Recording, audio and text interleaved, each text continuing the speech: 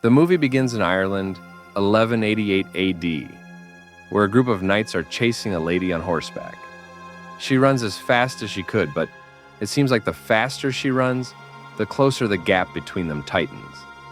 Then, one of the soldiers throws a dagger at her, and she falls from her horse, injured. The soldiers try to get close to her, but she suddenly screams, and the soldiers are thrown backwards, flying in the air. In one last gasp, the leader throws a metal box at her, just before she screams again, and the box falls on her head. The box severs her head and cages it inside. The movie then shifts to the present day, and we see Isla Willaney, an archaeology professor in a university. She and her team, Otto and Janie, are working on some artifacts in the school archaeological lab when she stumbles upon a box. Inside it is a medieval Irish gauntlet and a paper with a diagram boldly written Section 3. Just then, her daughter Shayla and her boyfriend enter the lab. Professor Isla doesn't seem happy, and Shayla tells him to go. Otto fills Shayla in on the new discovery and the mystery Section 3 they are yet to decipher. Shayla takes the diagram and, in no time, discovers that Section 3 is a false wall. She and Otto tear the wall open, and Professor Isla rushes in upon hearing the sound of the rumbling. They see a cardboard box with the inscription Duncan written on it, and Professor Isla takes the box to the lab as Shayla leaves. They open the cardboard box and find a metal box inside. And before you ask, yes, it's the same metal box from 900 years ago. When they inspect it, they hear some weird sound inside it, sounding like breathing, which is very rare since the box has been untouched for almost a millennium.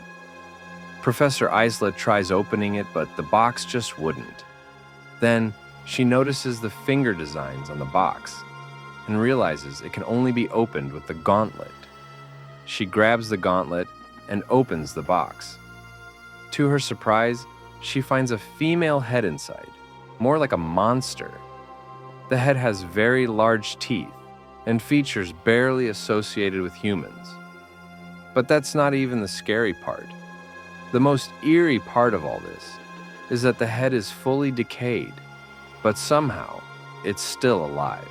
Just then, Professor Isla receives a call from her dean and steps outside to answer the call. Otto starts making a video of the head. Suddenly, the monster opens her eyes and starts screaming. The sound is deafening. Everybody around the vicinity feels the impact, including Professor Isla outside the lab and the security guy patrolling the hallway.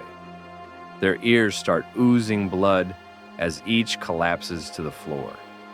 Suddenly, the decayed head explodes and disappears.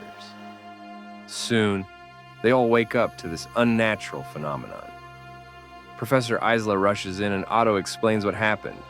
The security guy goes to the restroom to wash his ears and remove the earpiece stuck inside his ear during the scream, but the lights start blinking.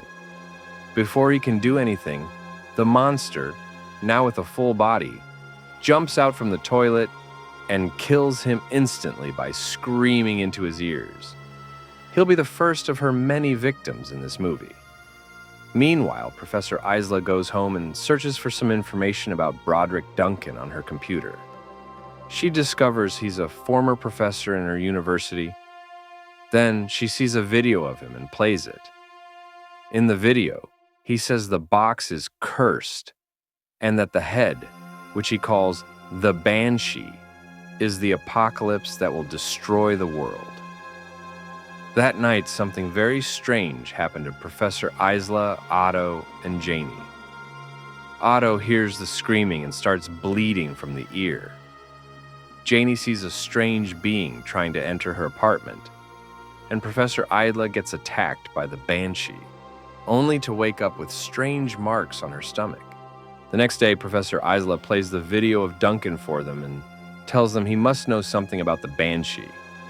She tells them they must find him at once, and they go to Section 3 to find his records. When they see his file, they discover that his current address isn't included, but they find that of his assistant, Samuel Page. While Otto and Janie leave, she decides to check something in the lab before leaving. Just then, she hears the scream again from the air conditioner. As she's trying to flee, she sees the dead body of the security guy lying by the corner. She screams as the Banshee starts coming out of his body. The Banshee gets ready to attack her, and she shouts for help. Just then, Otto and Janie hold her, and she wakes up to reality. She looks around but can't see the Banshee. However, the security guy's dead body is still there.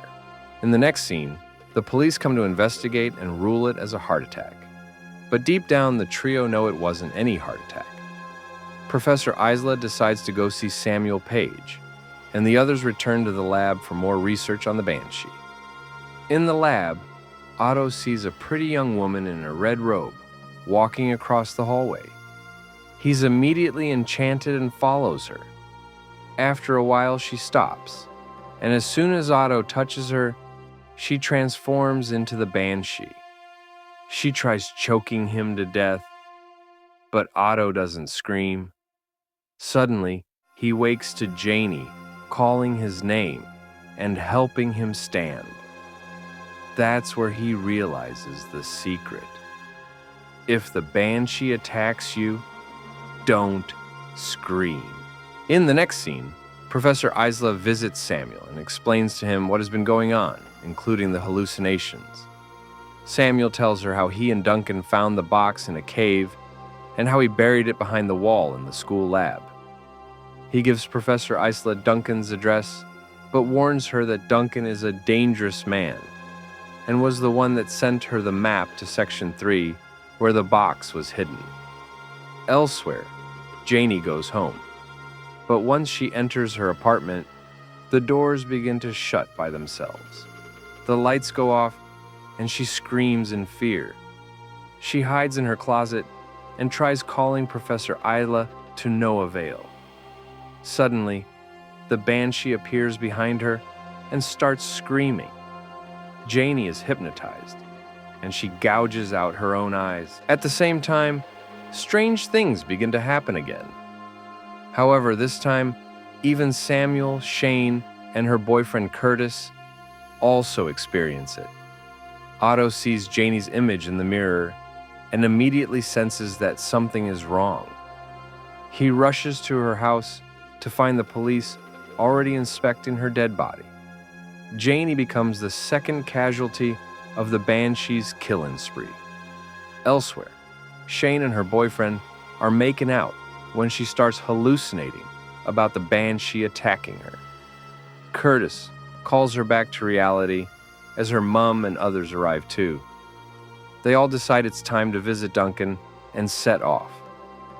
On the way, the Banshee hypnotizes them, and they have a car crash.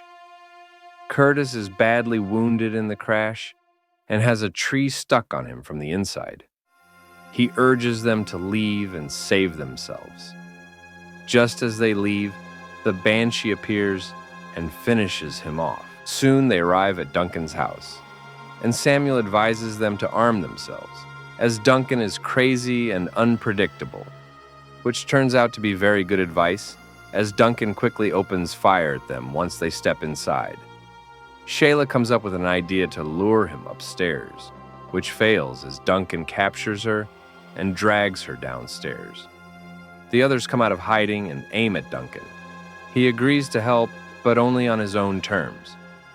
Professor Isla tells Shane to run, and Duncan tries to shoot her, but Isla and the others threaten him. Then, Samuel finds the same dagger the knights used in capturing the Banshee, and Duncan agrees that it's only this dagger that makes the Banshee take physical form. In the basement, Shane sees Curtis coming toward her, but she knows it's not really him. Suddenly, he transforms into the Banshee and tries to scare her into screaming, but Shane refuses to indulge her. Just then, the others arrive, and Otto throws the dagger at it. The Banshee screams in pain and attacks Duncan. Otto shoots it, but it turns and attacks him too. Samuel picks up Otto's gun and tries shooting it, but the Banshee screams and throws Otto backward. Then Professor Isla shoots it with her shotgun, and Shane throws the metal box on its head. Isla pulls the chain attached to the box, severing its head and caging it inside the metal box, just like the Knights had done 900 years ago. Just when it seems the horrors are over, Duncan seizes the metal box with the intention of shipping it off to someone else, the same way he'd done with Professor Isla. He then tries to shoot her, but the gun is empty. Shane quickly throws the dagger at him, killing him instantly. The movie ends with a crane lifting the box and transferring it to another place, showing that the Banshee's scream and terror are not over yet.